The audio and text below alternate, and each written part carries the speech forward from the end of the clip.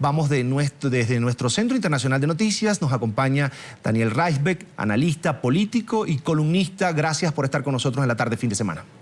Muchas gracias a ustedes por la invitación. Saludos a los Bienvenido. Por fin en libertad el general Alzate y además sus dos acompañantes luego de varios aplazamientos que anunciara además la FARC sobre su liberación. ¿Este es un verdadero gesto de paz? ¿Podría tomarse así por parte de esta organización criminal? Hay muchos interrogantes. Un gesto de paz en el sentido de que las FARC nunca había tenido un general en sus manos. Para ellos era algo muy importante, y el hecho de que hayan liberado al general tan solo 2 semanas después de su secuestro, pues quiere decir que, en mi opinión, algún acuerdo llegaron con el gobierno, con la mesa negociadora. En ese momento no se sabe, la opinión pública no está enterada, pero hay otros interrogantes. Yo iría más allá. Por ejemplo, el hecho de que en el Chocó, a 30 minutos de la capital del departamento, el Estado no pueda garantizar la seguridad y la propiedad física de los ciudadanos, ni siquiera un general de la República. Todo esto alza muchas preguntas acerca del proceso de paz, pero sobre todo de lo que va a venir después. Porque las FARC, el Frente 34 de las FARC, no operan en el Chocó de manera independiente, operan en conjunto con grupos narcotraficantes, con bandas criminales, y esas bandas criminales no están en la mesa de negociación en La Habana. Entonces, la pregunta para mí es, ¿qué va a pasar con esas bandas criminales? ¿Van a seguir en el negocio del narcotráfico o entrarán nuevas organizaciones, por ejemplo, los carteles mexicanos a Colombia? Ahora, ¿qué otras personas, algunas organizaciones de derechos humanos dicen que son 59 que permanecen retenidas solo este año por parte de esta organización criminal, que queden en manos de la FARC? ¿No es una falta grave, un irrespeto al proceso de paz? Sí, claro, es una excelente pregunta, porque el general Alzate y sus compañeros secuestrados no fueron los únicos secuestrados que tienen las FARC y que han secuestrado desde que empezó este proceso de paz. Entonces, acá, y a mí me trae a la mente una declaración del presidente Santos, que él dijo que el proceso de paz podría estar en peligro si hay algún atentado contra una personalidad. Eso lo que da a entender es que hay ciertas personas más importantes que las demás. Entonces, el resto de los ciudadanos que están en control de las FARC, en mi opinión, también deberían ser liberados, y eso sería un gesto de paz, no solamente liberar a un general y a sus acompañantes también secuestrados. Bien, ¿y qué pasará precisamente con los diálogos en La Habana de reanudarse, como lo ha dicho además el presidente Juan Manuel Santos? ¿Quién llegará fortalecido a estos nuevos encuentros, la FARC o el gobierno colombiano? No, definitivamente llegan fortalecidas las FARC. Yo no tengo duda de que las FARC hayan impulsado, hayan tratado de presionar al gobierno para que hubiera un cese bilateral al fuego. No se sabe si el gobierno aceptó o no. Si aceptó, en efecto, no lo van a anunciar hoy, pero será interesante ver lo que pasa en las siguientes semanas. Y yo creo que un cese bilateral al fuego sería un grave error por parte del gobierno, porque sería, en efecto, tener una zona como el Caguán a nivel nacional, y en ese momento no vale la pena disminuir la presión contra las FARC. Tengo otra pregunta. La entrega del general Alzate a los miembros de la Cruz Roja Internacional por parte de alias Pastor Alape generó polémica. Iván Márquez, por ejemplo, en días pasados afirmaba que ellos no daban la orden de liberar a este general, que era Timochenko. Entonces, ¿son estos mensajes confusos? Sí, absolutamente, pero se ha sabido hace tiempos que las FARC es una organización muy difícil de entender desde afuera. Se vio algo de confusión entre los mandos, porque al principio los negociadores en La Habana no admitieron inmediatamente que sí tenían al general en su poder. El hecho que este señor sí haya ido de La Habana al Chocó a tomar parte de la liberación demuestra que algo de cohesión sí hay. Pero de nuevo, yo insisto, ¿qué tan cohesionados pueden estar si las FARC opera en el Chocó, por ejemplo, en este caso que vimos, junto con bandas criminales, narcotraficantes? ¿Qué va a pasar con esas bandas aún si hay un proceso de paz exitoso y si se desmovilizan los guerrilleros? La guerra seguirá a menos de que se solucione el problema del fondo, que es el narcotráfico, que es causa de la prohibición de la droga. Señor Reisbeck, usted decía que es crítico que el Estado colombiano no pudiera garantizar la seguridad del general en esa zona del Chocó a un general de la República. ¿Considera usted que el presidente Santos debe redimensionar, agregar quizás algunos puntos de honor en esos diálogos de paz en La Habana?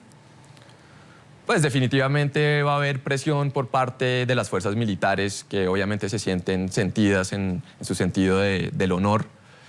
Pero más allá de eso, el punto es que el Estado colombiano ha fracasado históricamente, no es un fracasa únicamente el presidente Santos, pero ha fracasado el Estado colombiano a la hora de cumplir funciones básicas como proteger la propiedad y la seguridad física de sus ciudadanos en grandes territorios del país.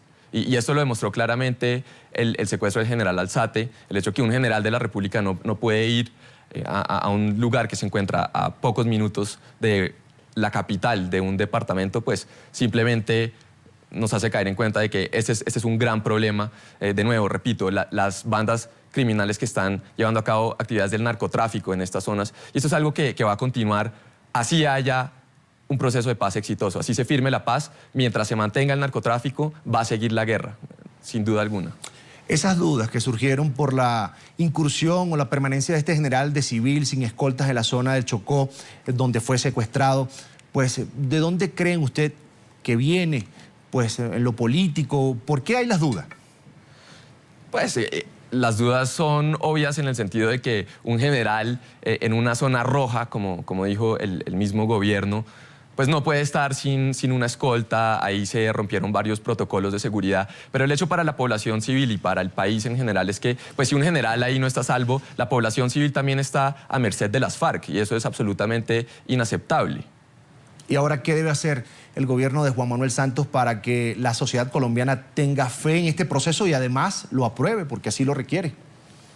Pues lo de la aprobación, según el mismo gobierno y algunos de los negociadores en La Habana, eso será, digamos, puesto en manos de la población por medio de un referendo. Entonces, obviamente ahí entrará mucha política por lado y lado, porque sobre todo, digamos, el sector uribista se opone al proceso de paz casi que en su totalidad. Pero ¿qué puede hacer el presidente Santos? Yo creo que va a tratar de sacar todo el provecho posible en cuanto a la liberación del general y va a salir con la tesis de que es un hecho de paz, y lo tratarán de mostrar como una prueba de que el proceso de paz sí está funcionando, porque por un lado las FARC nunca habían tenido un general en su poder, pero por otro lado tampoco habían liberado a un general o a un personaje, digamos, a nivel nacional de una manera tan pronta como fue el caso del general. Entonces yo creo que ellos lo van a presentar como un éxito del proceso de paz.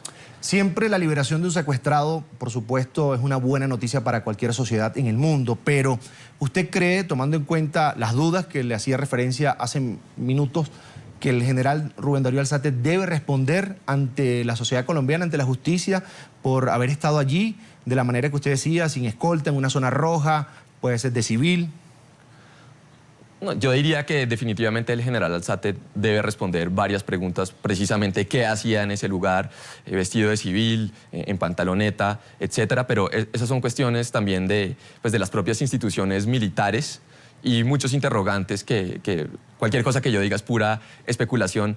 A mí me gusta ver un poco más allá, y el hecho de que las FARC controlen este territorio en el Chocó y en muchas otras áreas del país demuestra que inclusive con una desmovilización de las FARC, especialmente por el tema del narcotráfico, no va a traer la paz inmediatamente como supone el gobierno y como se vendió sobre todo durante las últimas elecciones. Es decir, si se firma el proceso de paz, un acuerdo entre la FARC y el gobierno de Juan Manuel Santos, queda una guerra silenciosa, digámoslo así, el narcotráfico, las BACRIM, sin duda alguna, en mi opinión, porque digamos que se desmovilizan todos los miembros de las FARC, lo cual es un escenario utópico en mi punto de vista. Bueno, pues está el negocio del narcotráfico, están las rutas del narcotráfico. Como se va a mantener la prohibición sobre la droga, pues es cuestión de tiempo hasta que estas bandas criminales u otros actores se tomen ese negocio. De hecho, podríamos ver aún más violencia, porque habría un vacío del poder y habría luchas armadas, sangrientas, para tomar el control de estas zonas que son estratégicas para la exportación del narcotráfico. En el Chocó, por el Pacífico colombiano, se exporta aproximadamente el 60% de la cocaína que sale de Colombia. Y eso es algo que no está sobre la mesa en La Habana. Los acuerdos en cuanto al tema de cultivos ilícitos son muy superficiales. Entonces, mientras se mantenga el negocio del narcotráfico, aún se firme la paz con las FARC, va a seguir la guerra en Colombia sin duda alguna. La pregunta es, ¿quiénes serán los nuevos actores? 4:31 minutos de la tarde, precisamente en Bogotá, Colombia, y voy a agradecer a Daniel Reisbeck, analista político y columnista, por habernos acompañado en la tarde fin de semana. Muchas gracias a ustedes.